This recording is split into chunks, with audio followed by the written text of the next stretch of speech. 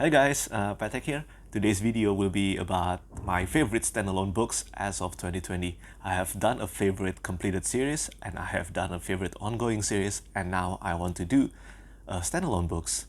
But before I get started, I would like to talk about the definition of standalone books on this list. Usually when we talk about standalone books, the first thing that comes to mind is that the book is able to stand alone. You don't have to read a prequel, you don't have to read a sequel, and you can understand the story that takes place. And yes, this is usually the definition that I use, but for this list, I want to use a second definition, and it is a one-off standalone. And what I mean by this is that there are no sequel, there are no prequel, just one book and then you're done. That's it. The reason I'm using the second definition instead of the first one is that if I use the first one, there would be too many books that would count as a standalone. For example, Mistborn. The first book in Mistborn actually could count as a standalone book. And then The Lies of Locke Lamora by Scott Lynch. It could also count as a standalone book. And there are so many more other books that could work like that. And to be honest, for the majority of the times when an author says that, you know what, you can jump into this book immediately without having read the previous books in the series. Respectfully speaking, I don't believe that, and I prefer actually reading the previous books first. A good example of this would be the standalone books in the First Law series by Joe Abercrombie. For those of you who don't know, after the First Law trilogy, there are a standalone trilogy first. It consists of Berserk Cult, The Heroes, and then Red Country. Yes, technically, you can read these three books without having read the first trilogy, but to be honest, for me, if I had read them without actually reading the first trilogy, I don't think I would have enjoyed them that much. These three standalone books can only be enjoyed to the fullest only if you have read the First Law trilogy first. Trust me, there are so many character development, so many background, so many revelations, and so many history that we're missing out if we don't read the first trilogy first. And these cases happens a lot, and that's why the top 10 standalone books on this list will consist mostly of one-off. That being said, there are two standalone prequels that's a spin-off from a main series. They felt almost completely separate from the main series, and I think they could be included on this list. And one more thing before I actually begin the top 10 list of standalone books, I want to give honorable mention to 5 books. These 5 books, in my opinion, would totally work so well as a standalone. And there's a good chance if me or you maybe don't know about the fact that they are part of the main series, you would probably call them one of standalone, and that's it. The first one is Never Die by Rob J. Hayes. This has now become a series of standalone books called The Mortal Techniques. I just finished the second book, and I think both books work well as a standalone. And speaking of standalone series, there's also Kings of the Wyld by Nicholas Eames. This is the first book in the Band trilogy, one of my favorite books of all time, one of the best debut of all time in my opinion. Just so good, so fun, and so heartwarming. Then there's also Lancelot by Giles Kristian. This is a historical fiction and it's very heartbreaking, so beautifully written. Giles Kristian has a wonderful prose. And there is a second book called Camelot that takes place immediately after Lancelot, but you can definitely read this one without reading Camelot. This one is just a magnificent book and I think everyone should read it. Then the fourth honorable mention goes to The Shadow of the Wind by Carlos Ruiz. There is something funny about this series because this is the first book in the Cemetery of Forgotten Books series. And well, seems like a lot of people didn't know that there is a continuation after this book. Yes, there are 3 more books after this and I think you should read them all. But yeah, The Shadow of the Wind do work absolutely well as a standalone. It's not a surprise that many people don't know that there is a continuation because it really did feel like the story has been finished just within this book. But trust me, it hasn't. There's so much more to come. And the last honorable mention goes to The Paper Menagerie. This is a collection of short stories, but I want to highlight the title, The Paper Menagerie. It is a 15-page short story, a standalone, and just absolutely amazing. The Paper Menagerie has won so many awards and it's so well deserved. I think it deserves so much more. By far the best short story I've ever read. Within 15 pages, I almost cried. Alright, let's begin the top 10 list. At the number 10 spot, we have Tigana by Guy Gavriel Kay. I have a very mixed feelings with Guy Gavriel Kay. I'm not gonna lie that I have read plenty of his books and almost every one of them didn't click with me. I have tried The Lions of Al-Rasan, I have tried Under Heaven, I have read Sailing to Sarantium. It's either a DNF or a 1-star. I just couldn't click with them. But this one, This was the first book that I read from Guy Gavriel Kay, and it's an epic fantasy standalone. Just one book, and it's a very satisfying one. Amazing, amazing book, and I highly, highly recommend this if you haven't read any of Guy Gavriel Kay book. At the number 9 spot is The Martian by Andy Weir. I just finished this one earlier this month, and wow, I'm so amazed by this book. I thought I wasn't going to like it because I have watched the movie, amazing movie by the way, and I thought knowing the story beforehand would ruin my experience of reading this book, but it didn't. Thank you so much to everyone who said that I should read the book even though I have watched the movie.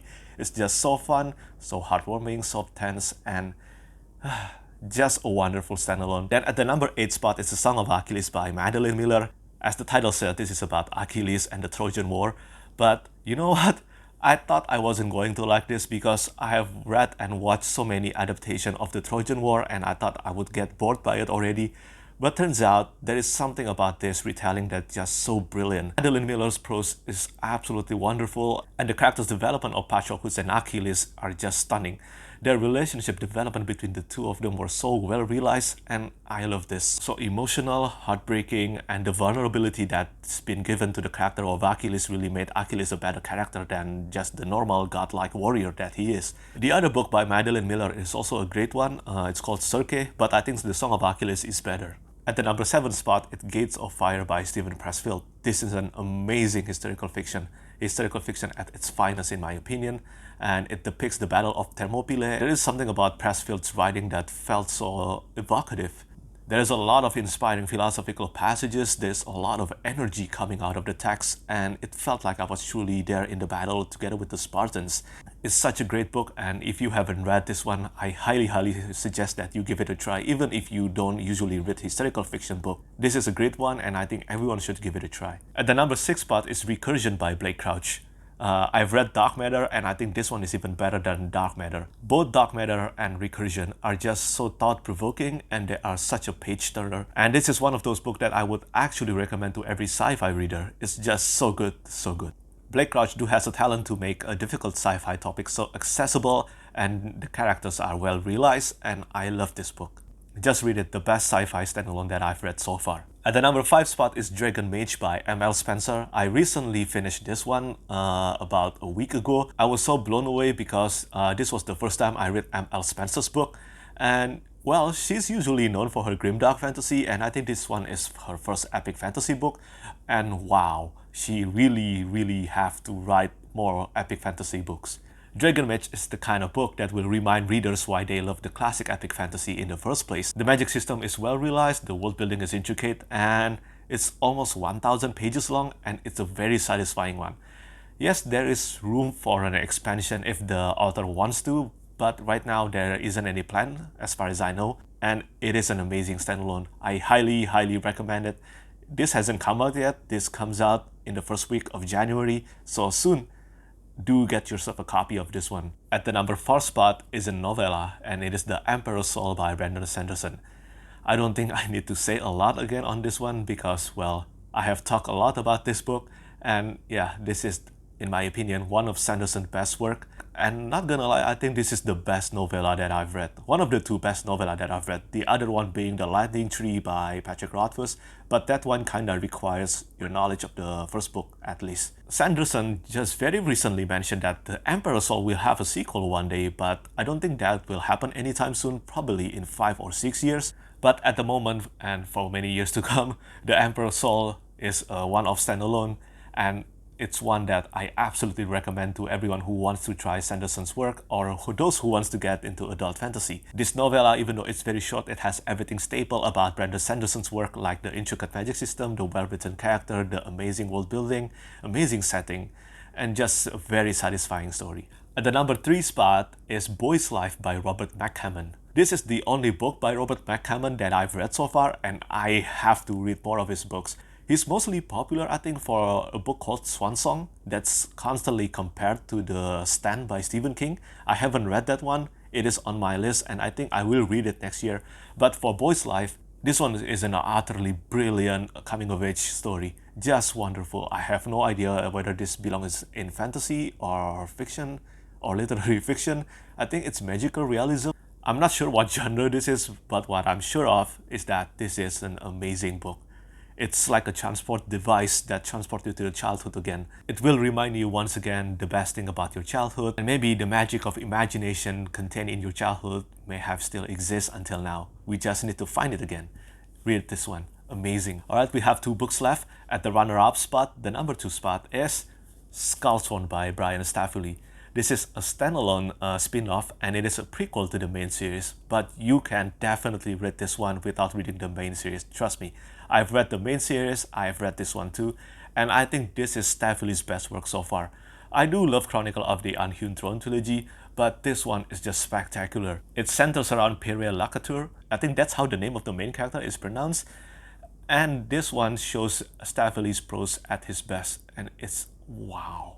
Almost every sentences, I was amazed. If one day I become a fantasy author, I would call myself a brilliant writer if I could achieve just a fraction of Staveley's prose in this book. It is that good.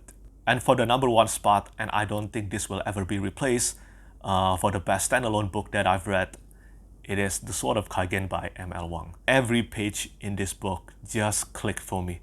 M.L. Wang is such an amazing author. I read this one a month before this book actually comes out, and I was so mind blown by how good this was. The 2 main characters are extremely well written characters with such a brilliant characterizations, and Misaki has to be one of the best, if not really the best, female characters that I've ever read in a book. It is one of the most intense and emotional book that I've read. It is just simply a masterpiece. I also love the long ending sequences that kinda leads to the main series. I'm just not ready to part way with the characters yet. They're just so real to me. This book features one of the best duel I've ever read in a fantasy novel.